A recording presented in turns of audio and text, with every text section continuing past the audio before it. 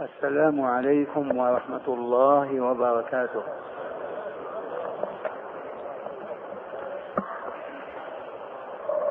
الحمد لله نحمده تعالى ونستعينه ونستغفره ونعوذ بالله من شرور أنفسنا ومن سيئات أعمالنا.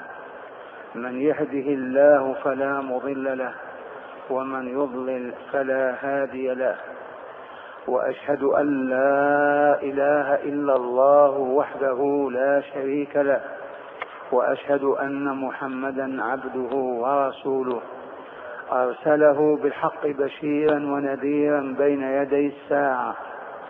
من يطع الله ورسوله فقد رشد، ومن يعص الله ورسوله فلا يضر إلا نفسه ولا يضر الله شيئا.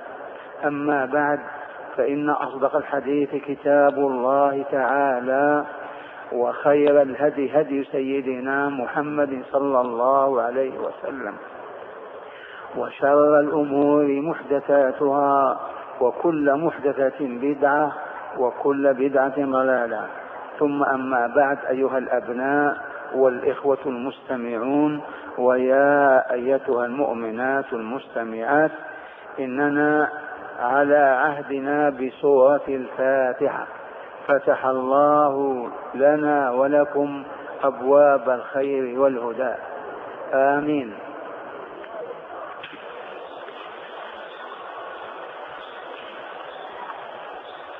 هذه سورة الفاتحة. ما معنى سورة؟ من أين اشتق هذا اللفظ سورة؟ قالت العلماء: إما أن يكون مشتقا من سؤر الماء أو الطعام، وهو ما فضل وتبقى من شراب أو طعام، وعليه فالهمزة حذفت بالتخفيف بدل سؤر سورة. وقالوا جائز أن تكون مأخوذة من سور البلد، إذ هو يحصن البلد ويحميها، أو من سؤر المنزلة، وهو علوها وارتفاعها.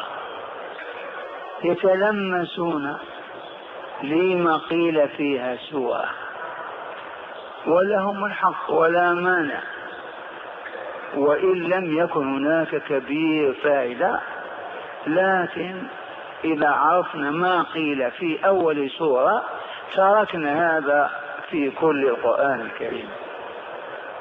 وقيل هي مأخوذة من السورة التي هي علو الشان وارتفاعه. واستشهدوا بقول القائل: ألم تر أن الله أعطاك سورة ترى كل ملك دونها يتذبذب. أعطاك سورة أي منزلة عالية ومكان رفيع وشان، وهي حقا الصورة ذات شان، ذات منزلة عالية، مكان رفيع. نعم، وكيف لا، وهي تحوي كلام رب العالمين. وإن قلنا مأخوذة من السور بمعنى بقية من آيات الكتاب. الصور كثيرة، القطعة من تلك الآيات العظيمة يقال فيها سورة. هذا من حيث كلمة سورة. كم عدد السور في القرآن؟ إنها 114 سورة، أولها الفاتحة وآخرها الناس. السورة القطعة من القرآن مصورة، إذ لها بداية ولها نهاية، ذات شأن ورفعة ومنزلة عالية. هذه الصورة كم عدد صور القرآن؟ أيما شخص يسمع يعرف يقول 114 صورة. أرأيت إن سألك يهودي أو نصراني: كم صور كتابكم؟ تقول ما أدري. لما ما تدري؟ ما سمعت أبدا من يقول عدد سور القرآن كذا. لا يحق أن نقول ما ندري، كتابنا ما ندري كم سورة فيه.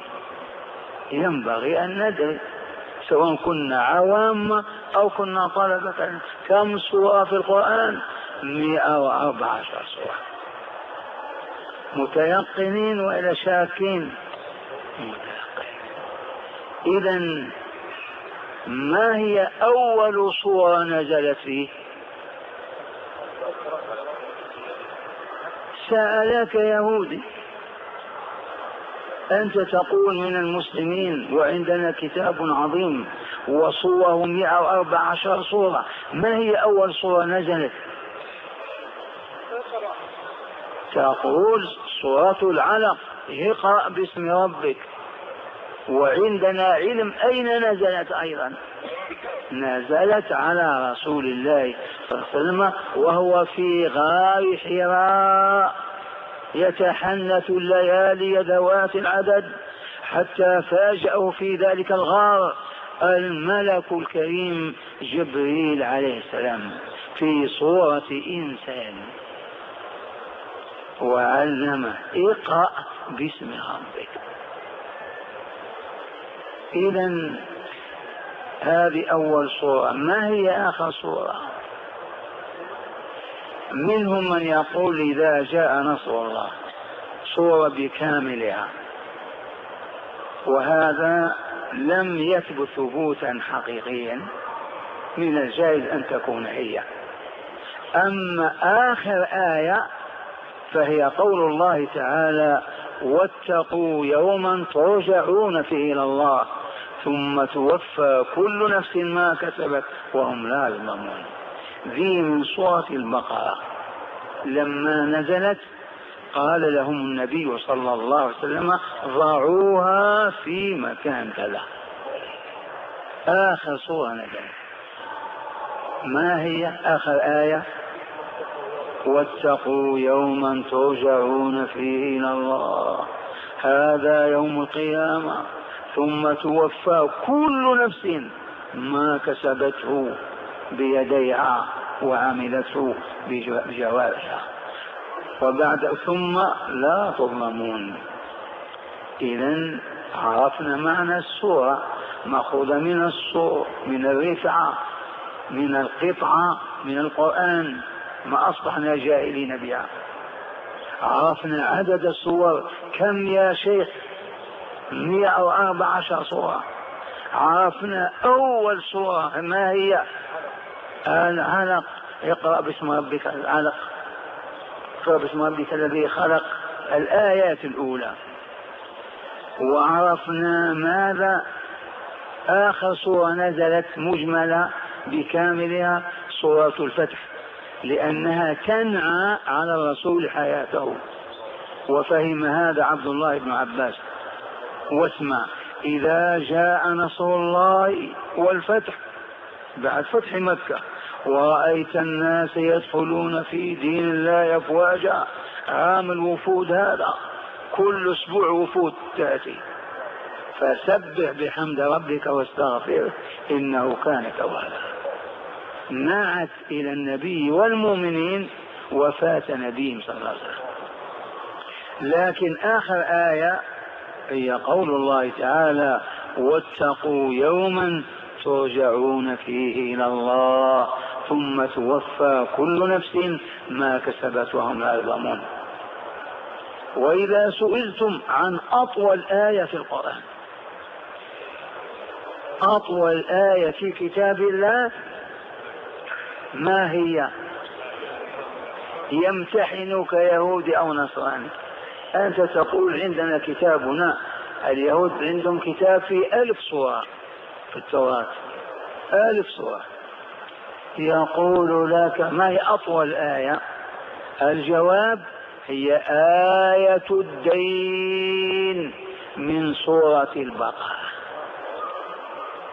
وهي بعد أعوذ بالله من الشيطان الرجيم واسمع طولها يا أيها الذين آمنوا إذا تداينتم بدين إلى أجل مسمى فاكتبوه وليكتب بينكم كاتب بالعدل ولا يأبى كاتب أن يكتب كما علمه الله فليكتب وليمن الذي عليه الحق وليتق الله ربه ولا يبخس منه شيئا فإن كان الحق سافيا أو ضعيفا فلا يستطيع أن يمل له فليمل وليه بالعدل واستشهدوا شهيدين من رجالكم فإن لم يكونا رجلين فرجل وامرأتان ممن ترضون من الشهداء أن تضل إحداهما فتذكر إحداهما الأخرى ولا يأبى الشهداء إذا ما دعوا. طويلة وإذا لا أطول آية يحفظها العامي ما يحفظ الآية. تقول أطول آية في كتاب الله آية الدين. من يقول هذه أطول آية؟ ما هي؟ آية الدين.